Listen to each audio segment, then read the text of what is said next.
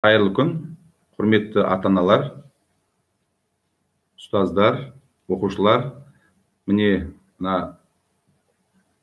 ойламаған жерден, тек біз ғана емес, бүкіл әлем, бүкіл жер шарындағы пандемияның жариялауына байланысты бүкіл халық әртүрлі жағдайда баз кешуде. Міне, солардың бірі бұл, мен ойлаймын, бұл бүкіл адамзатқа түсіп тұрған үлкен сын, үлкен бір белгі. Енді ол әркім әртүрлі түсінеді.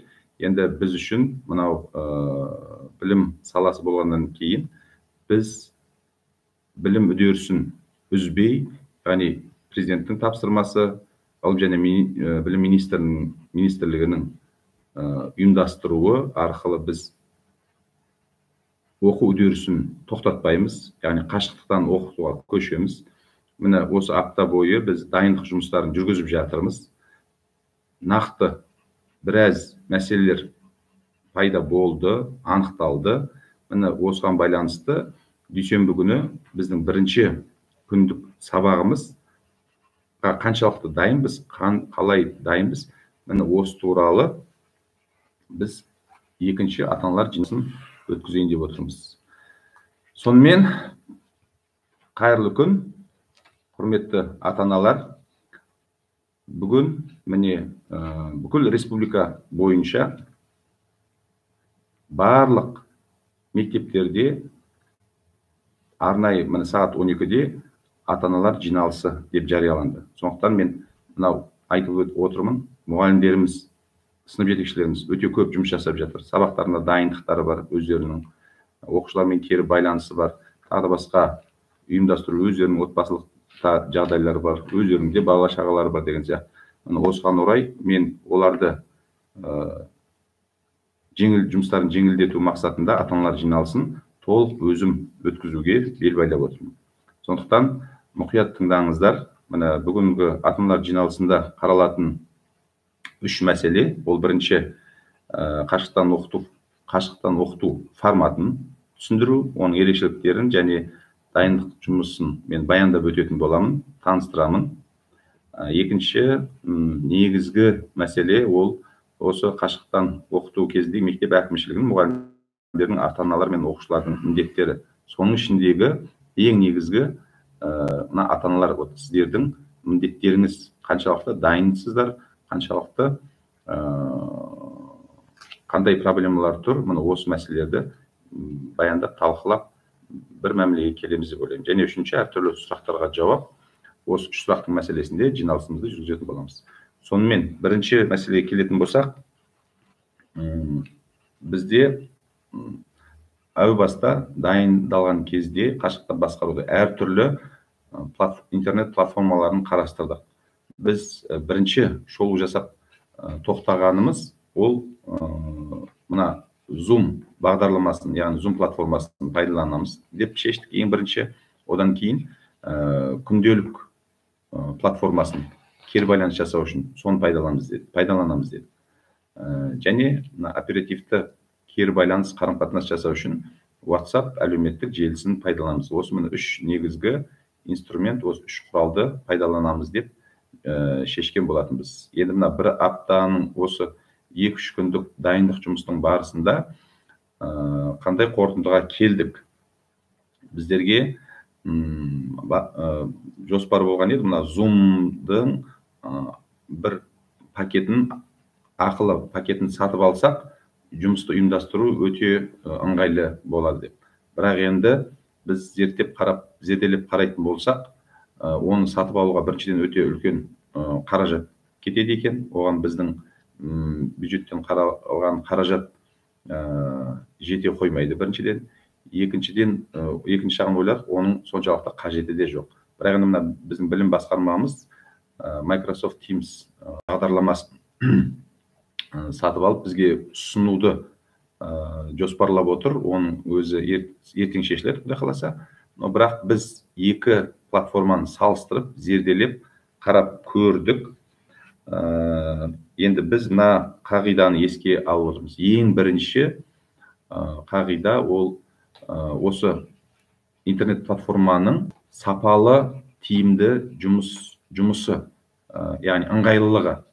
Осы жағынан алып қараған кезде екі платформаның да, Zoom-ның да, Microsoft Teams-тің де өзара артықшылықтары бар, және кемшіліктері де бар. Және екінші, біз қашықтан оқытылу тегін емес, яғни интернет трафик бар, ол әрбір ата-анаға қалтасына түсетін салмақ болғаннан кейін, ол біздің мұғалімдерге де түсетін салмақ болғаннан кейін, біз үнемдік жағында ойластырдық. Сол жағын салыстырып қарайтын болсақ, бізде мысалға міне Microsoft Teams-ті өлшесек, 10 минутқа шамамен бір 40 мегабит трафик кетеді екен. Сонда күнделікті 3-4 сағат жұмыс істейтін болсақ, онда шамамен сол где-то 1 гигабитке кетеді, яғни күніне 1 гигабит. Zoom-ның да трафигі міне сондай, яғни әрбір оқушыға, яғни әрбір ата-анаға кететін трафиктің өлшемі сол шамамен 1 гигабайт. Сондықтан бұл жерде тиімділік жағынан екеуі де бірдей шамалас. Ал енді қолдану ыңғайлылығы жағынан алып қарағанда біз осы уақытқа дейін Zoom-мен жұмыс жасадық, пробный сабақтарымызды өткіздік. Оқушылар да үйренді, ыңғайлы. Сондықтан біз мектеп әкімшілігі біз осы платформаны, яғни басында келіскен Zoom платформасын пайдалануды жалғастырамыз деп шештік. Бірақ енді өзгеріс, біз басында жоспарлаған алғашқы хабарда, алғашқы нұсқауда бізде сабақ 10-15 минуттан онлайн болу керек деген тапсырма болатын. Бірақ бізге нақты бұйрық келді, нұсқаулар келді. Яғни қашықтан басқару сабақтарының ұзақтығы 30 минут, яғни жарты сағат. Сонда біз алдын ала жоспарлаған кесте болмайды, яғни біз кестені қайтадан жасаймыз. Сабақтың ұзақтығы 30 минут болады, 30 минуттан болады. Міне осыған орай біз енді көш жүре түзеледі дейді ғой қазақ. Мынау тәжірибе жасау барысында, сабақ беру барысында біздің көзіміз жеткені 30 минут толығымен жарты сағат Zoom-да мұғалім мен оқушы онлайн бір-бірінің бетіне қарап қарым-қатынас жасап отыра берудің қажеттілігі жоқ. Негізгі түсіндіретін бірінші сабақты бастап, оқушылар түгендеп, амандасып, саулық жасап, ұйымдастыру кезеңін біткеннен кейін, негізгі кезең сабақты түсіндіру, жаңа тақырыпты мен таныстыру, оқушыға тапсырма беру негізгі мәселені бір 10-15 минуттың ішінде осы Zoom платформасында жасап бітсек болды. Яғни тарифті үнемдеу мақсатында Zoom-ды өшіріп, ары қарай тапсырманы оқушы өз бетінше WhatsApp желісі бойынша, енді WhatsApp желісі бәрімізде бар, өте ыңғайлы, кері байланыс жасап, сабақты ары қарай жалғастыра берсек болады. Ал енді нақты тапсырмаларды оқушы алу мұғалімнің тарапынан және кері байланыс жасап, орындалған тапсырманы мұғалімге қайта жіберді, ол мына күнделік платформасы арқылы жүргіземіз. Сондықтан мынау бізге берілген тапсырма бойынша, бірінші сұрақ бойынша қашықтан басқарудың әртүрлі жолдары бар. Соның негізгі форматына біз тоқталдық, оған бұл шешілді. Сонда тиянақтылап тағы айтатын болсам, 4 түрі бар. Ол бірінші теледидар канал арқылы, радио арқылы, ешқандай мына онлайн интернет платформаларын пайдалану арқылы және ешқандай мүмкіндік жоқ болған жағдайда жеке-жеке оқытудың 4 түрінің ішінен біз мына үшіншісін, яғни Алматы қаласының ортасында барлық интернет құрал жабдық сайман бәрі мүмкіндігі бар болғандықтан біз Zoom платформасын, күнделік платформасын және WhatsApp осы 3 платформаны пайдалану арқылы сабақты жүргіземіз. Түсінікті. Сабақтың ұзақтығы 30 минут. Ертеңнен бастап кестені өзгертеміз. Және де қосымша дерек көздері ретінде мынау Білімленд, Дарын онлайн, электронды оқулықтар, мына YouTube каналындағы ақпарат көздері және де мына Алматы қаласының дайындап жатқан онлайн сабақтары барлығы біз үшін қосымша дерек көздері болады. Және өзіміздің осы өткен негізгі сабақтарды Zoom платформасында мұғалімдеріміз бейне жазбасын тікелей жасап отырады да, сол бейне жазбалардың барлығы да өзіміздің мектептің YouTube каналына жүктеліп отырады. Сонда біздің оқушыларымызда барлық өтілген сабақты мұғалімнің түсіндіруі бойынша және де қосымша дерек көздерді пайдалану бойынша меңгеруге толық мүмкіндігі болады. Сондықтан бұл жерде ешқандай қиыншылық, ешқандай проблема көріп тұрған жоқпыз. Ендігі мәселе, енді техниканың аты техника болғандықтан біз сабақ барысында көрдік, бір-екі сабақ жақсы, керемет, сапалы деңгейде өтіп жатса, үшінші-төртінші сабақтар интернеттің жылдамдығына байланысты, тағы басқаларға байланысты тоқтап қалу, немесе шығып кету, зависать етіп қалу деген сияқты сондай проблемалар болып отыр. Сондықтан біз кеше келістік, әр уақытта жоспар А, жоспар Б деген болады. Яғни жоспар А барлық жағдай дұрыс болатын болса, сол өзіміз ойлағандай, діттегендей әдіспен өтеміз да, егер де қиын, жаңағы айтқан келеңсіз жағдайлар орын алатын болса, онда план Б дайын тұрады. Ол план Б-ны біз енді бүгін ертең мұғалімдермен ақылдасып, оның қандай формада қалай өтетінін қосымша тағы да айтатын боламыз. Сондықтан бұл жерде негізгі күш, негізгі салмақ, негізгі сабақтың сапалы өтуінің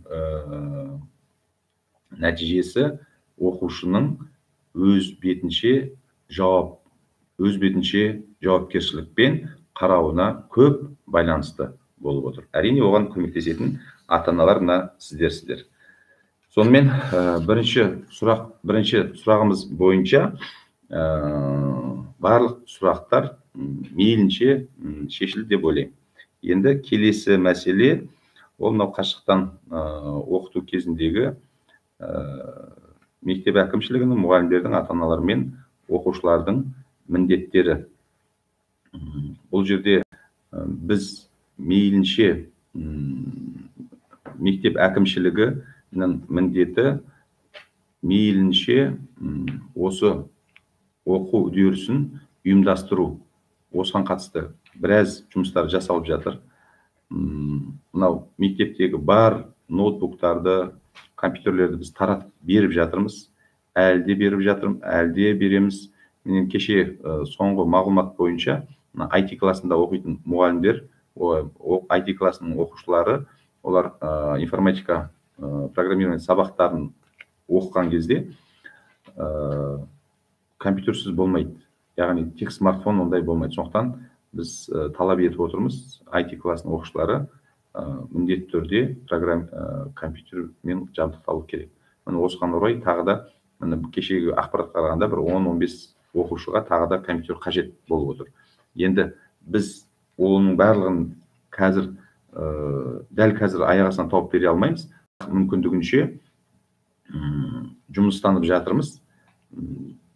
Мына бір 2-3 оқушы өздері осы мектептің компьютерін алған ноутбуктар тапқаннан кейін 1-2 оқушы қайтарып береміз деп отыр. Бүгін сол ата-аналар қайтарып алып келсеңіздер мектепке. Бүгін біз қайта мектепте боламыз. Мектепке алып келіңіздер. Мұны осыларды және де тағы басқа жағдайлардан іздестіріп қарастырамыз. Ата-аналар сіздерге де өтініш, мектепке иек артып отыра бермей, тамыр таныстарыңыз бар, тағы басқа бар, өз беттеріңізше де іздеңіздер.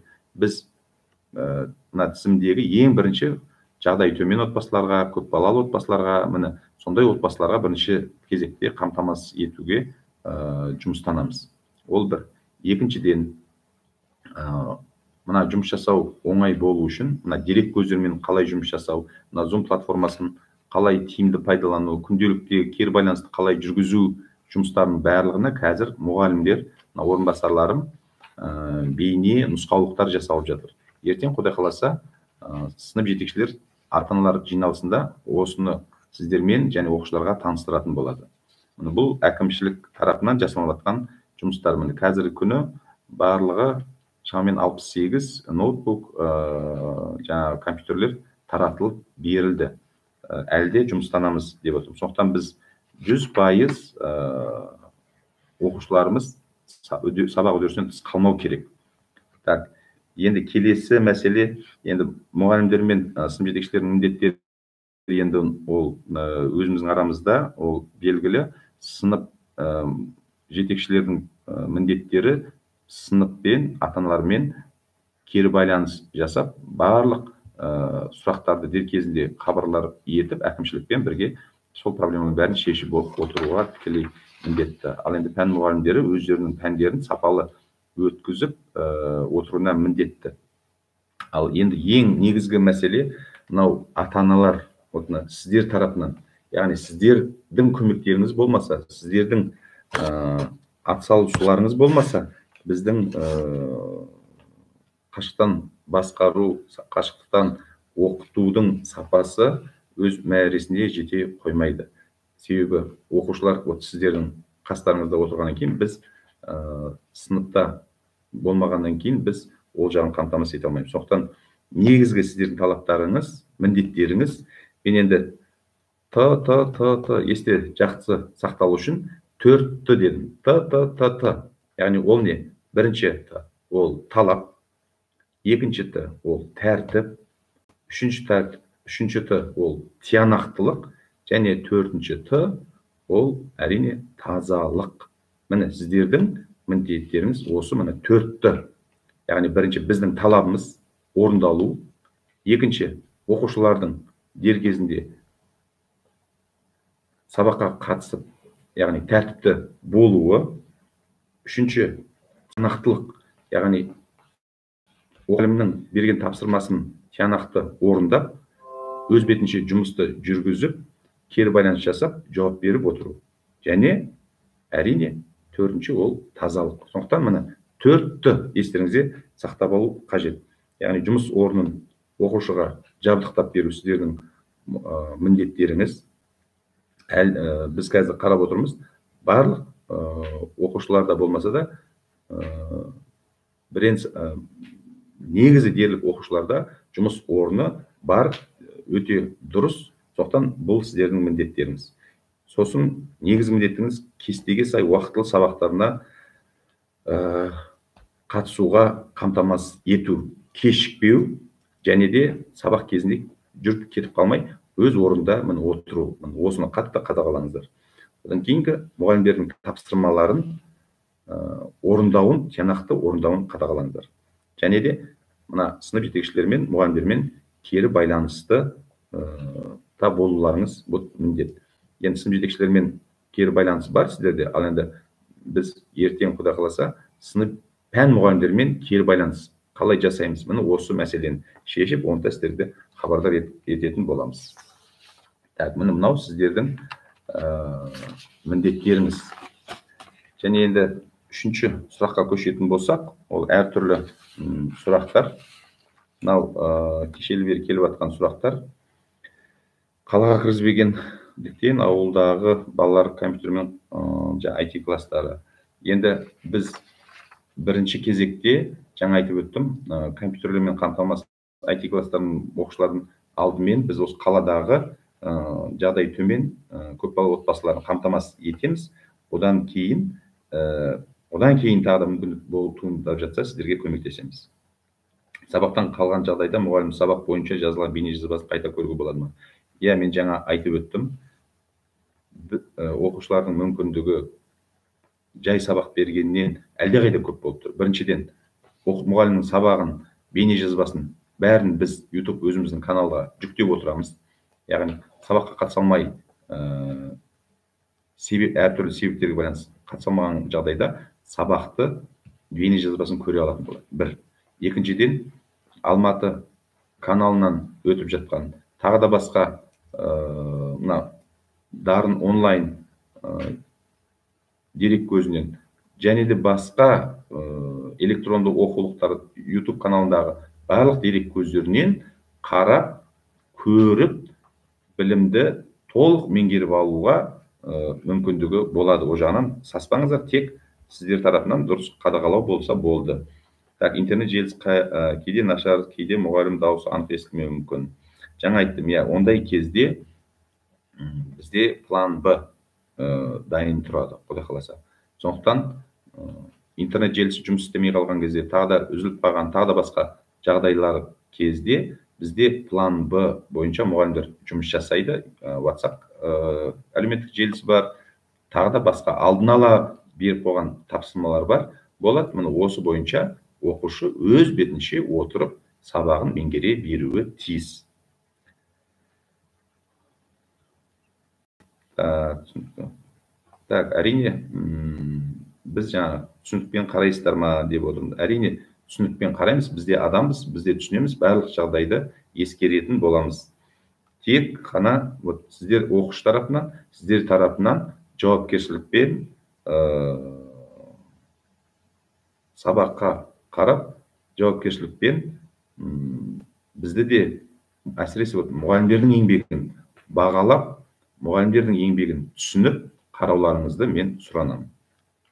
11 сыныптарда енді жайында қандай өзгерістер бар? Кеше біздің Алматы қаласының білім басқармасының басшысы Ләззат Әуесханова тікелей эфирден хабар берді. Оның алдыңғы күні министрде брифинг берді. Өткендегі айтылған мәселе сол күйінше қалып тұр. Яғни, мынау коронавирустың пандемияның созылуына байланысты сабақ қашан бітеді, қашықтан оқыту, қашан біз мектепке барамыз, ол белгісіз, ол ашық сұрақ. Ал бірақ та ол деген сөз, 9 сыныптардың, 11 сыныптардың мемлекеттік аттестациясы, ұлттық бірыңғай тест болмайды деген сөз емес. Олар болады. Бірақ олардың барлығы қандай форматта, қалай өтеді, уақытысы келгенде айтамыз. Оны қазір біз ешкім айта алмайды. Так, тағы бір сұрақ. Фарабитану сияқты сабақтарды өткізбей қойса болады ма? Қалай? Негізгілерін үлгеріп алсақ та болар еді. Енді бір сұрақты ойды толқыннан толқын туады дейді, ойды қозғайды дейді. Мына сұрақ тағы бір сұрақтар туындатады. Келесі апта, бірінші апта біз негізінен мемлекеттік стандарттағы инвариантты, яғни міндетті сабақтарды оқытып бастаймыз. Келесі аптадан бастап бізде элективті курстарымыз бар, факультатив сабақтарымыз бар, тіпті үйірме жұмыстары да бар. Міне осыларға да өткізуді біз қолға алатын боламыз. Сондықтан ол мына жағдайды пайдаланып, көп сабақты өткізе қоймайық деген ұсыныс маған білмеймін, ақылыма сыймайды. Мынау өздеріңіз ойланыңыздар, мына коронавирус тек бізге ғана емес, бүкіл әлем, адамзат ойланып жатыр. Бұл Құдайдың берген бір, егер түсінетін болсақ, үлкен бір нығматы деп есептеймін мен. Бұдан адам ойлану керек. Яғни ой тұжырым қорытынды жасау керек.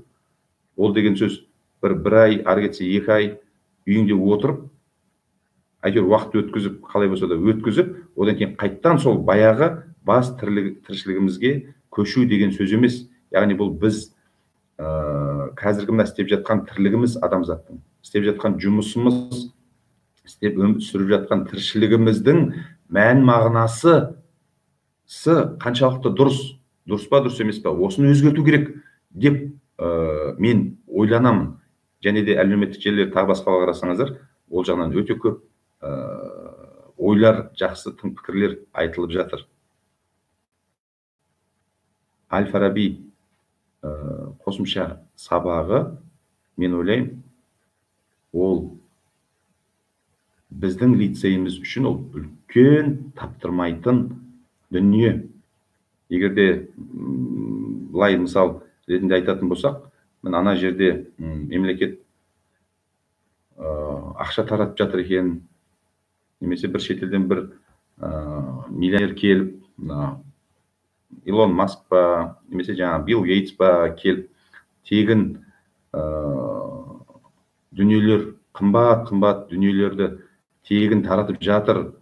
Егер ол шарты біреу ғана келіп, соның дәрісіне сабағына қатыссаңдар болды десе, мен ойлаймын, ата-аналар бұндай сұрақ қоймас еді. Бүкіл жұмысын тастап жүгірер еді. Неге? Ол біздің санамыздың барлығы мына материалдық құндылыққа әбден байланып қалған. Ал енді атамыз айтпай ма? Шарана мен туып едің, бөз оран өтесің, қанша сағым қуып едің, қашан қуып жетесің. Мал үшін жан қиып едің, қайтып алып кетесің деп. Яғни бұл өмірден біз алып кететін дүниені ойлауымыз керек.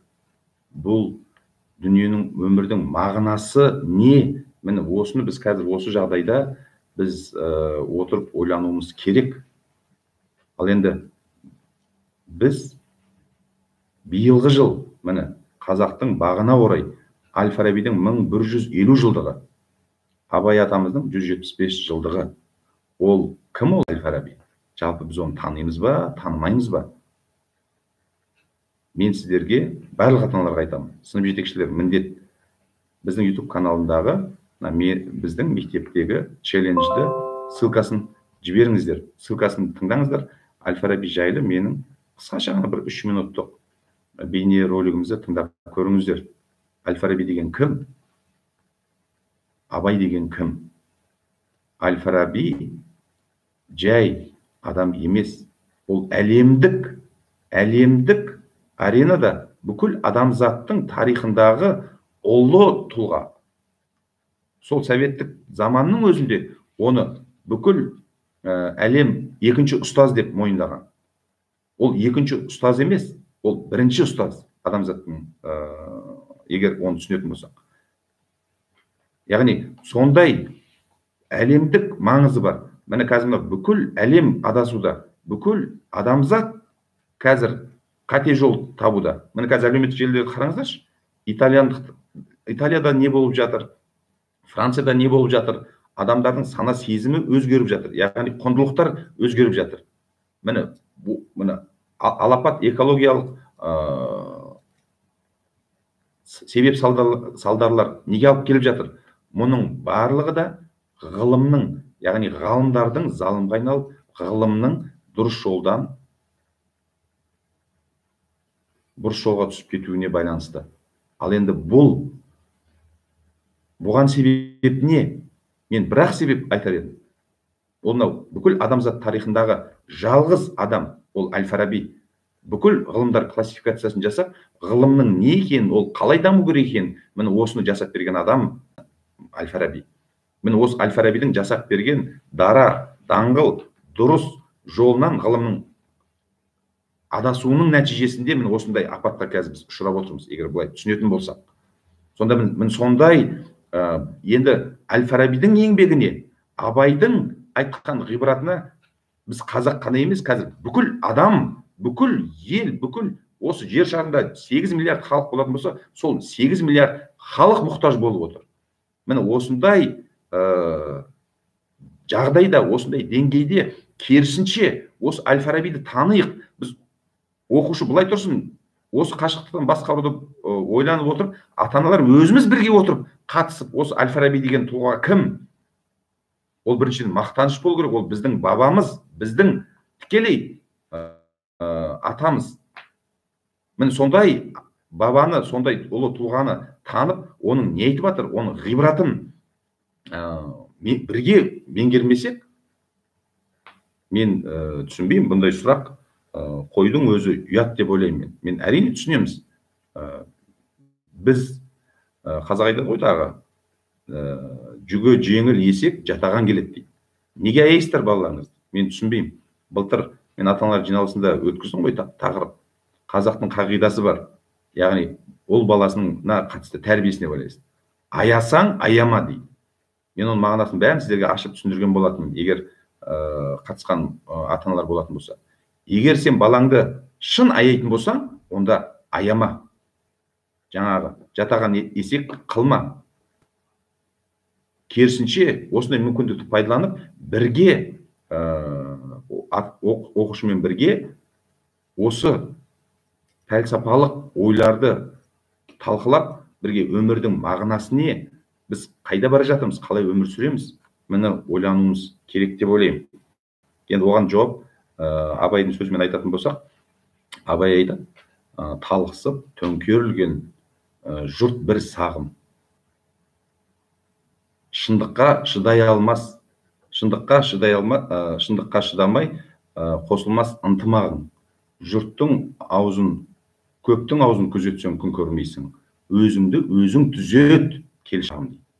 Яғни Әл-Фараби болса айтады, адам ғалам ғажайып жеке дара, жан азығы ізденген мәңгі саны, өзіңді өзің түзетсең істің басы, түзеген өз ғаламын болған дана дейді. Яғни бұл өмірдің мәнісіне, мағынасына ең бірінші сен мемлекетті, президентті, әкімшілікті даттамай-ақ қой, оларды түзетем деп ойламай-ақ қой. Түзетудің бір-ақ жолы бар, әлемді түзетудің. Ол бірінші өзіңді өзің түзетуден басталады. Енді мен ақыры әңгімені бастап кеттім, бір хикаямен аяқтайын. Бір Баязид деген өмірде үлкен ғұлама кісі өткен. Сол 24 жасында бүкіл сол өзінің заманындағы бүкіл ғылым білімді меңгереді.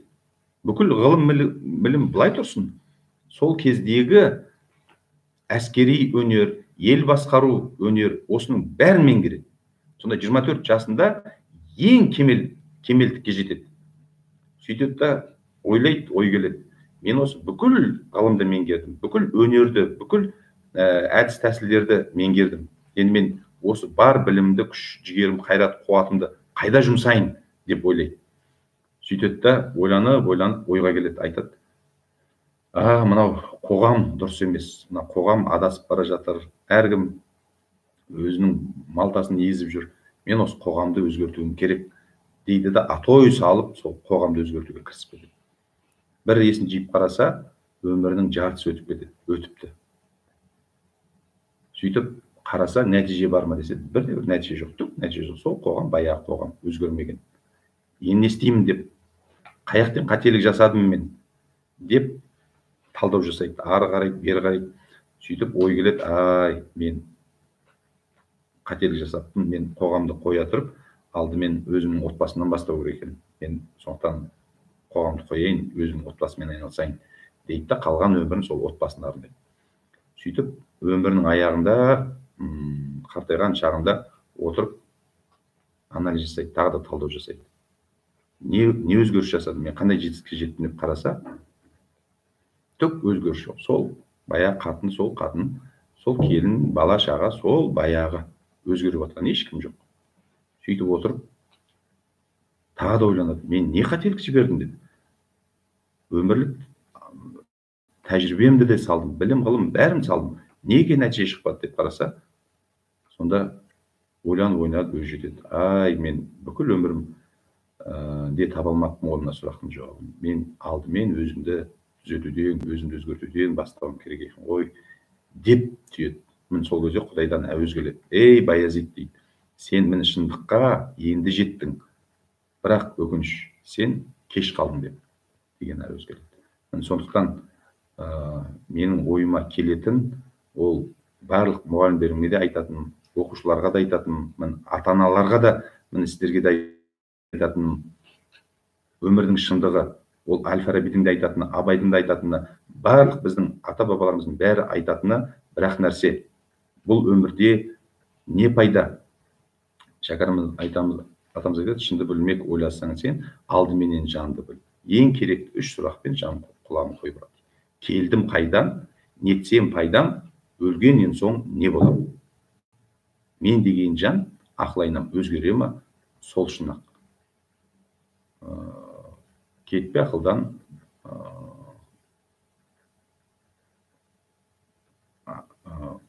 ақылдан артық кетпе, бәр ақыл өзіңде тұр дейді. Сондықтан ең алдымен өзіңді өзің түзету керек, өзіңді өзің өзгерту керек.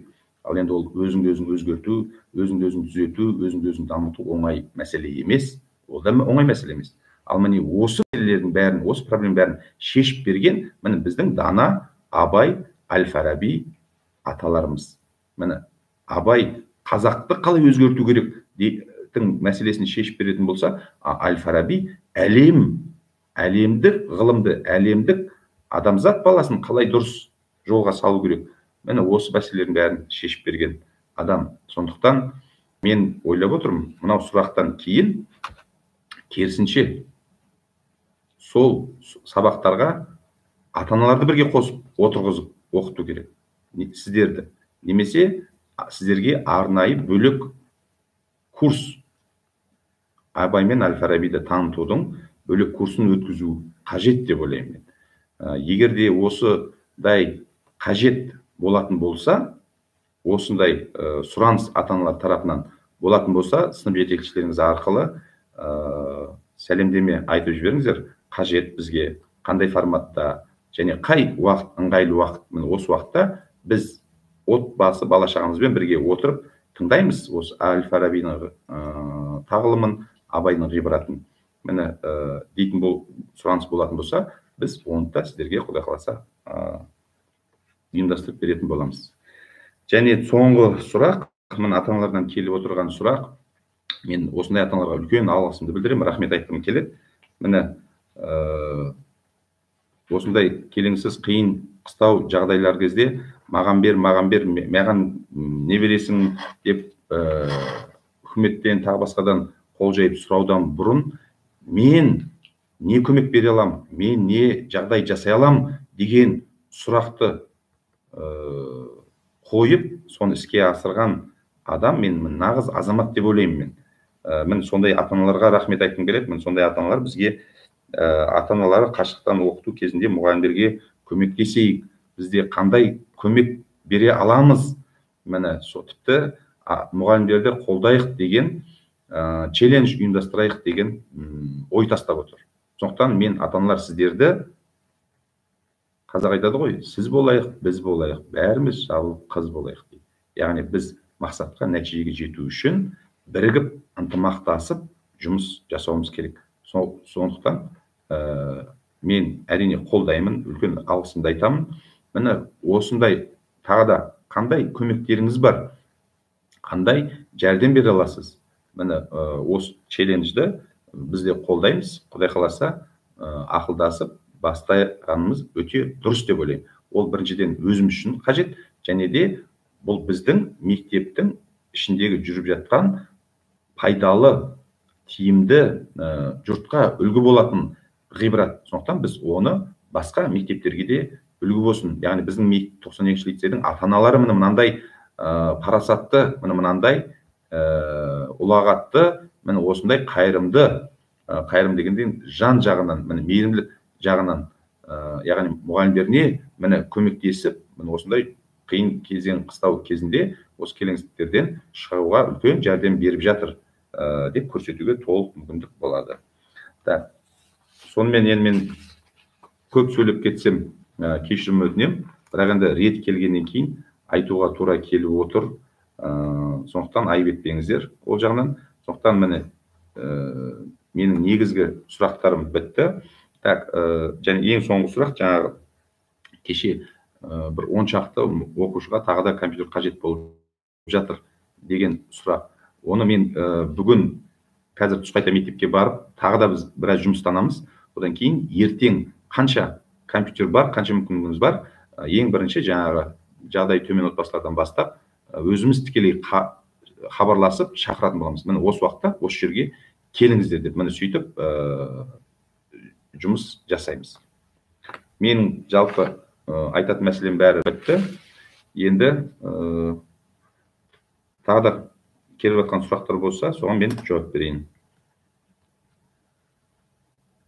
Компьютерімде экран болмауы, камера болмауы міндетті емес пе?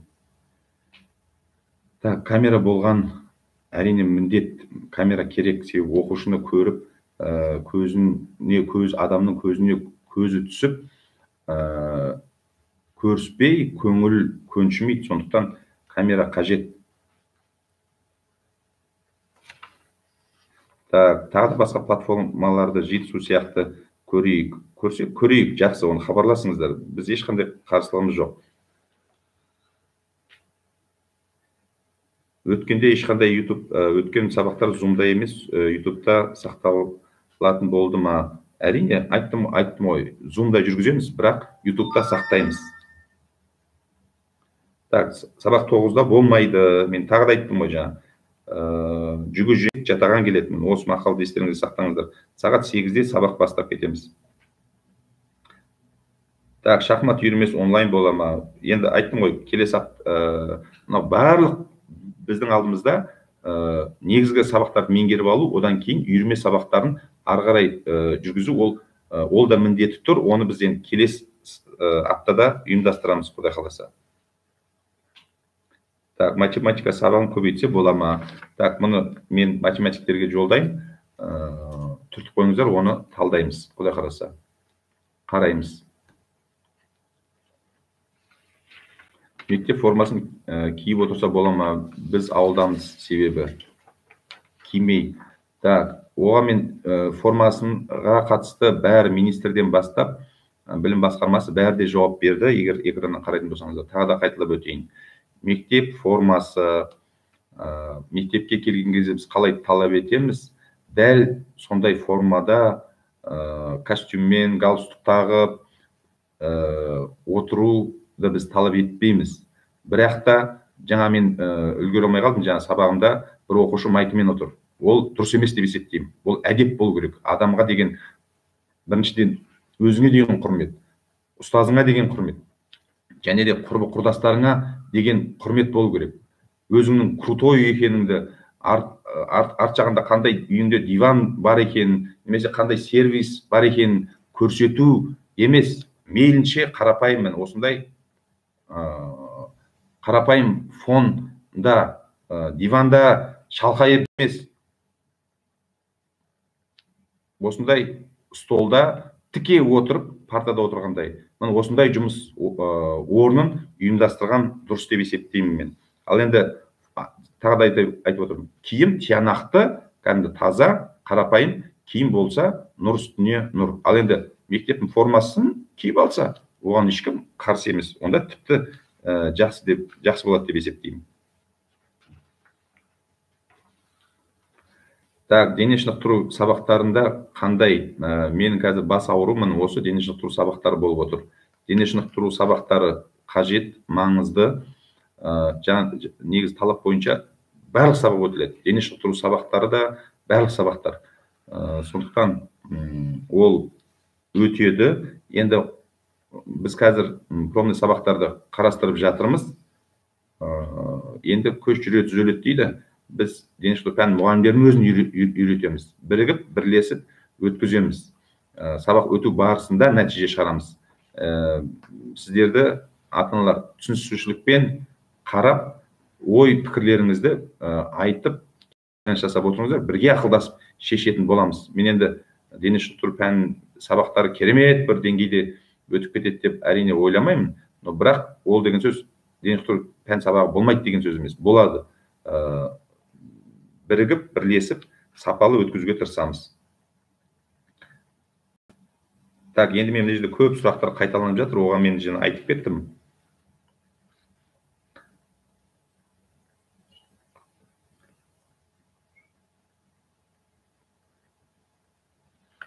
Так, енді көп шығып жатыр, ол шыға береді. Интернет трафигіміз бітіп қалса, енді ата-аналар, енді ол сіздердің міндеттеріңіз, біз енді оны қамтамасыз ете алмаймыз. Сондықтан қамтамасыз етуге тырысыңыздар интернетпен.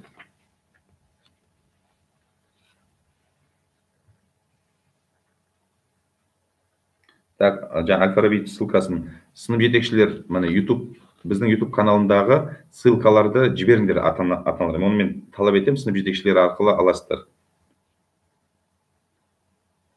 Так, енді қосымша сабақтар өтуге бола ма қалай? Оның бәрін енді біз қазір бірінші осы жұмысымызды жүргізіп алайық, дұрыс жолға салып ұйымдастырып алайық. Одан кейін қосымша сабақтарға кірісетін боламыз.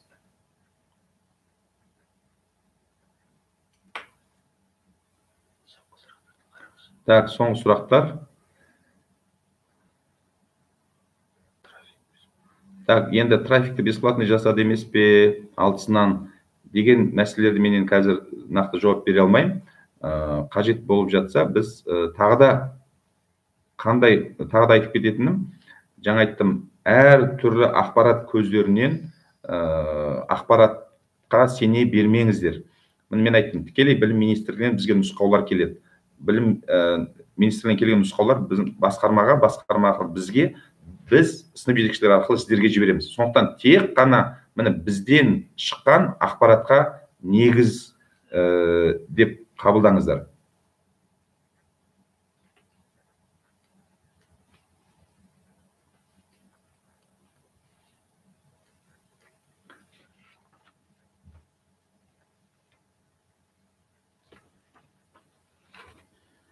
Ғылыми жобалар бола ма?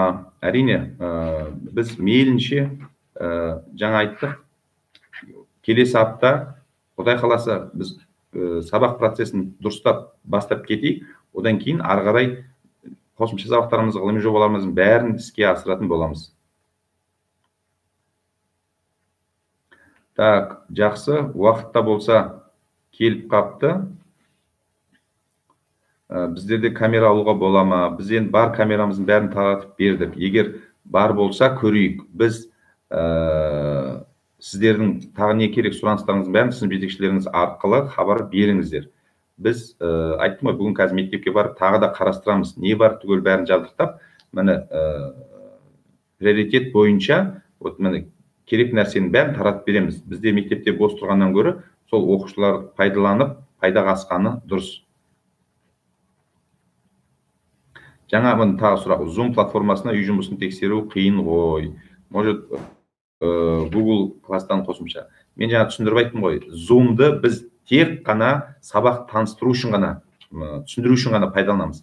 Ал енді кері байланыс, тағы басқалардың бәрін біз күнделікпен жаңа WhatsApp желісі арқылы іске асыратын боламыз. Так, мынау жақсы сұрақ. Ата-аналар сабақтарға, математика, физика, химия деген сұрақтарға қатысуға бола ма деген. Маған ұнап отыр. Міне, осындай сұрақтар неге қоймайсыздар? Осы сияқты сұрақтарды, осындай сұрақтар ұнайды маған. Маған салса, мен әрине қатысқандарыңыз жақсы болады деп ойлаймын. Бірақ енді бұл жерде сабақтың егесі ол мұғалім, ол пән мұғалімі өзі шешеді. Сондықтан біз бұны өзіміздің арамызда ақылдасып келсеміз, пән мұғалімдері рұқсат қатыса берсін деген болса, оны хабарын айтамыз. Ал енді жоқ, мен сабағымна қатысуға мен келіспеймін дейтін болса, мұғалімдер, мен оларды міндеттей алмаймын. Ал негізі жалпы қатысқан өте жақсы деп ойлаймын. Өте жақсы. Мен өткенде де айттым ғой. Міне қазір осы 90 ешқандай қосымша аралық ББЖ-лар болмайды. Тек бірақ ТБЖ болады, яғни 90-дық қорытынды. Мен әсіресе менің балам керемет еді, 5-ке оқып жүрген, 4 алып қалды, немесе 4 алып жүрген, 3 алып қалды деген ата-аналарға міне өте жақсы жағдай туындап тұр. Оқушыларыңыз, балаларыңызбен бірге оқыңыздар сабақты, қадағалаңыздар. Содан кейін 90-дық бақылау жұмысын қалай жазды, міне сонда көздеріңіз жететін болады. Так, 5-ші классқа түсуге байланысты енді біз оны қоя тұрайық. Қазір қалай болатын оны қосымша айтамын. Енді мен мынаған үйреніп алдым, маған жақсы болды. Апта сайын ата-аналар жиналысын осылай өткізіп отырамын. Сол кезде жаңалықтың бәрін айтып отырамын.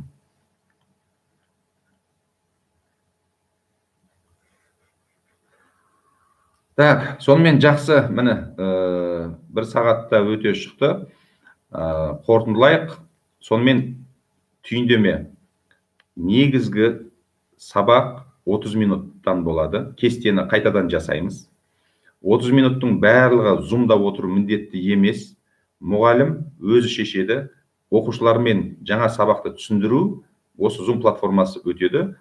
Ал енді қалған уақытта негізгі күш мұғалім оқушының өзіне, яғни өз бетінше отырып жұмыс жасауға WhatsApp немесе тағы басқа мұғалім шешкен құралы бойынша кері байланыс жасалынады. Ал енді барлық тапсырма беру, кері оқушының жауап беру күнделік арқылы жүргізіледі.